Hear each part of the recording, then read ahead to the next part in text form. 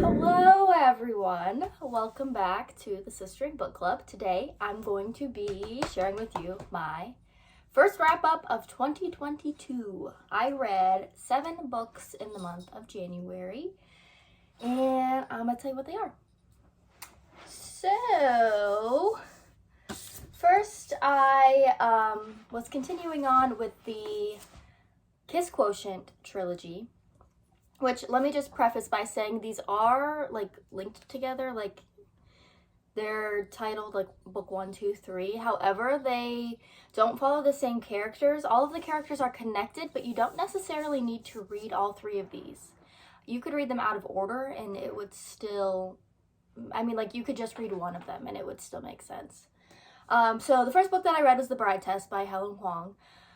Again, this doesn't follow the same characters, but they kind of talk about the characters from the first book very, very briefly. But again, like, all these characters are connected. So I gave this book 3 stars out of 5. All of these books have a character with autism in them, which is kind of interesting. And then at the end of the 3rd book, The Heart Principle, I read kind of a little snippet on Helen Huang, and she... has been diagnosed with, well, they don't use the term Asperger's anymore, but she is on the autism spectrum. So I think that's kind of interesting that she is kind of putting a little bit of herself in all of these books, because like I said, all 3 different characters in these books are on the autism spectrum. So, very fascinating. I'll just go ahead and say next that I read The Heart Principle. I think that The Heart Principle is probably my favorite book of the 3. So I guess if you're going to read any of them, they're all pretty good. I think the first one was actually my least favorite. I liked these 2 better, but I think The Heart Principle was my favorite. I rated this one 3 out of 5 as well. Again, they're all kind of similar. People on the spectrum, you know, kind of learning how to navigate relationships, and in this book the girl actually gets diagnosed with Asperger's, where the other ones have already been diagnosed and kind of know where they're at, and for her it kind of all just like clicks. She's like, oh, like, that's me, this makes so much sense. So that was kind of an interesting read, kind of in a good insight on what, don't mind him, on what you know, having a relationship is like for people that, you know, aren't very good at connecting with people. So next I read My Story by Elizabeth Smart. This is a memoir, if you will. I don't know if that's what you want to call it, but this is Elizabeth Smart's story. She was kidnapped from her home in 2002 at the age of 14. And I think she was gone for 9 months or so. This book was okay. I think I only rated this 2... Yeah, I rated it 2 stars. Just, she's from one of those Mormon states. And so, for me, she kind of tied her religion into her story a lot, which is like, okay, obviously that's part of her story, but it kind of took away from the story for me a little bit, just because, I don't know, it just... But, I mean, it was still an interesting read. I would say I probably liked some of the other memoirs I've read better, but I appreciate that she, you know, put herself out there and shared her story. On my Kindle, I read Fuel the Fire by Krista Ritchie, and that was the 3rd book in the Calloway Sisters series, and I would have officially like to announce that I have given up on that series. I did not start the 4th book. I just figured, why bother put myself through the torture? I rated that book 1 star. I don't remember what it was about because I read it in the beginning of the month, but I'm giving up on the series, and I'm sorry to whoever feels passionately about this series. I definitely liked the Addicted book series better, and I know that the last 2 books in the Calloway Sisters series are like thick books, so I don't want to put myself through that, so I'm tapping out. Okay. Reckless Girls by Rachel Hawkins. This is what my book club read this month, and this was one of my January book of the month picks. This was kind of an interesting, weird story. It's kind of one of those books where you just like, sorry, it's like reflecting on my face. You just kind of have like no idea what's going on the whole time, and then the end you're just like, what did I just read? But like, it was a good read. So it's about this girl, and her mom gets diagnosed with cancer, and she, you know, kind of gives up her whole life to take care of her mom up until her last day when she finally passes away. And then I think she kind of has like this identity crisis. She's like, what do I do now? Like, before she was a student, she had, you know, her life paved out, and then, you know, everything became about her mom, and now her mom's gone. So she ends up meeting this guy and actually moves to Hawaii with him, and, you know, that's kind of where she's at. And then these two girls approach her boyfriend, and they want to take this trip to this abandoned island, I guess.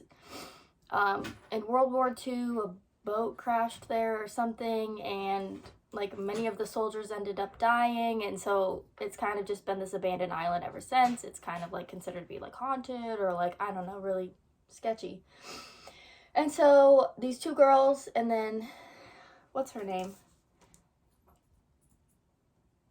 Lux. Her name's Lux. Lux and her boyfriend spend time on this island together, and when they get there, there's this couple that's already there, and I don't know. It was really weird. A lot of people end up dead, and read it if you want to know why. And the ending is just really weird, but whatever. I gave this book 3 stars out of 5. Again, it was an interesting read. I don't know what else to say about it. Another book I read on my Kindle, I read The Cheat Sheet by Sarah Adams. This was a friends to lovers fake dating trope. Excuse me, ma'am. So, there's this guy, and he is an NFL football player. And then there's this girl, and she is a retired ballerina. She, like, had an injury that ended her career. She ends up opening her own studio. She's kind of barely making ends meet. Running this studio, it's for like low-income families. She just wants everyone to be able to have the chance to dance, which is like so beautiful, happy for her. But it's not really, you know, she keeps the tuition really low so that the kids, you know, can afford her studio. But in turn, that causes her to be, you know, like struggling. And then she has her best friend who's like this rich, famous NFL football player. And it flips between their perspectives, and you can kind of see like they're in love with each other, but they kind of deny it. Like, he will bring these girls home, and then she'll just like show up at his apartment in the morning and like run into these girls, and it's just kind of awkward. And then one night, she gets really, really drunk and kind of spills her guts to a reporter in a bathroom, and confesses that she's in love with him, and says that he doesn't want to be with anybody else because he's holding out for her. And they kind of turn it into a media thing where, like, his publicist decides they should fake date, and oh my god, sorry. And yeah, it kind of goes on from there. It was okay. I mean, honestly, I've said before, like, friends to lovers are my favorite trope to read, but I kind of didn't really, like, connect with this one. I don't know. It was okay. I gave it 3 stars out of 5. Yeah. It was an okay read. Didn't hate it, didn't love it.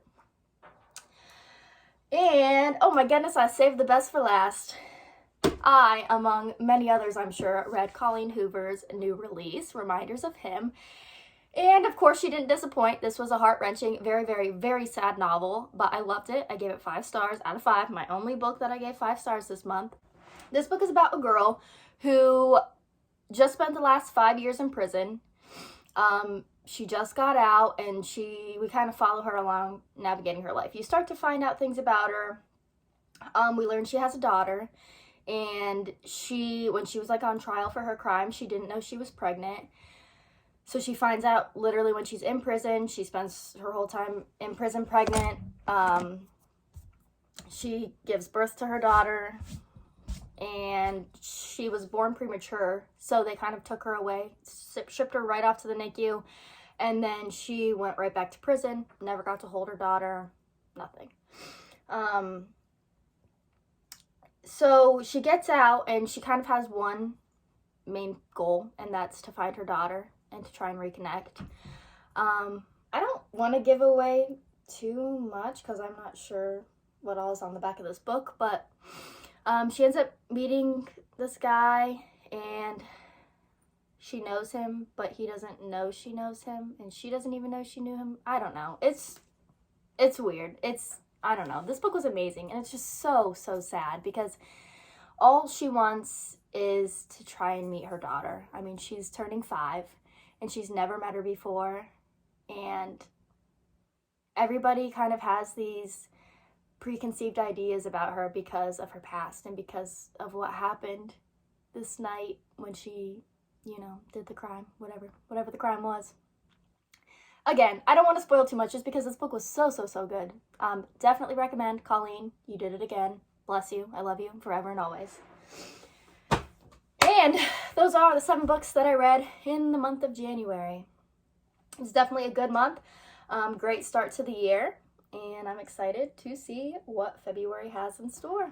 Thank you for watching. I'll see you next time. Bye.